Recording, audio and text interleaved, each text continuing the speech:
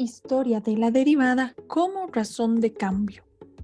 Hace 3000 años, los babilonios y griegos descubrieron relaciones entre las variaciones de diferentes magnitudes.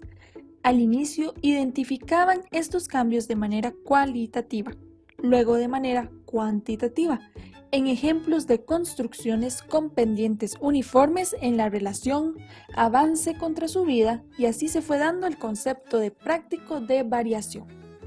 En los años 408 a.C.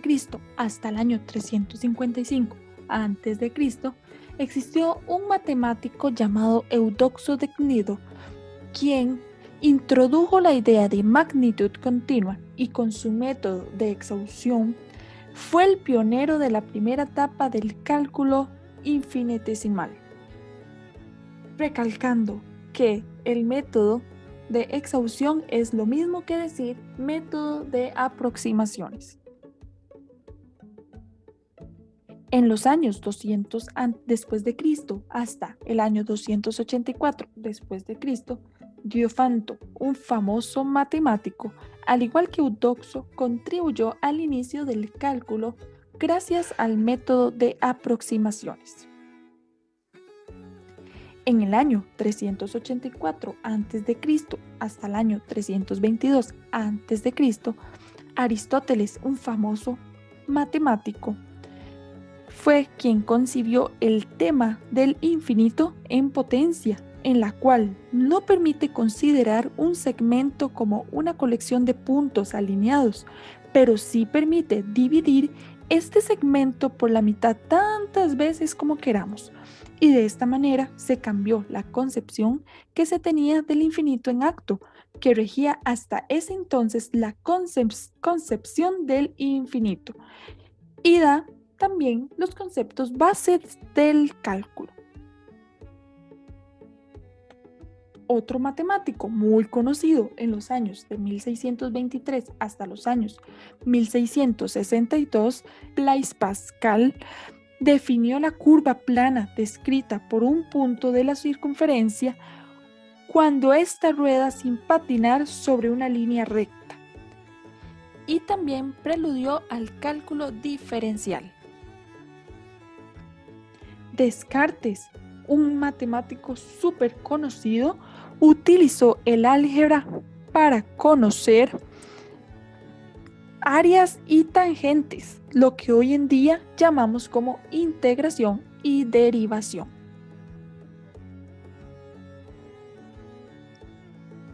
En el siglo XIX, Bolzano y Cauchy definieron con precisión los conceptos de límites en términos de derivada.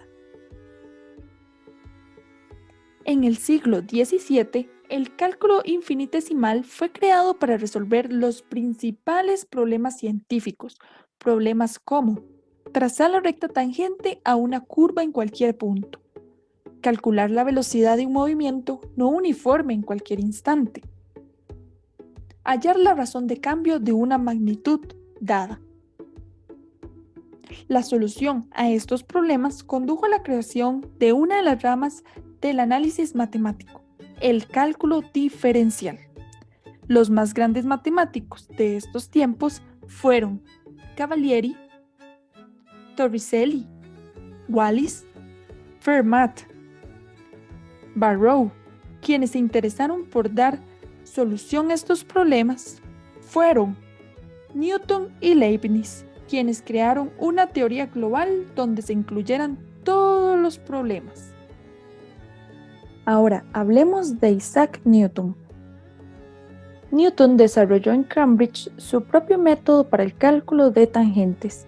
En 1665 encontró un algoritmo para derivar funciones algebraicas que coincidía con un descubrimiento de otro matemático.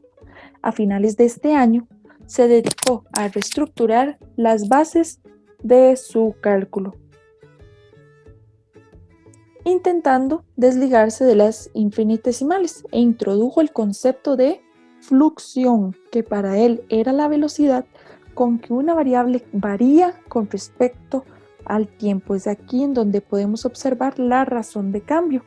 Además Otro matemático muy famoso llamado Galileo, al describir por primera vez una función que relacionaba el espacio y el tiempo en la caída de los cuerpos, había dejado abierta la necesidad del cálculo diferencial o el cálculo con derivadas.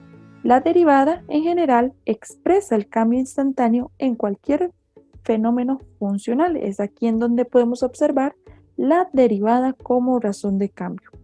Pero cuando se trata de cuerpos en movimiento, esta interpretación es especialmente precisa e interesante.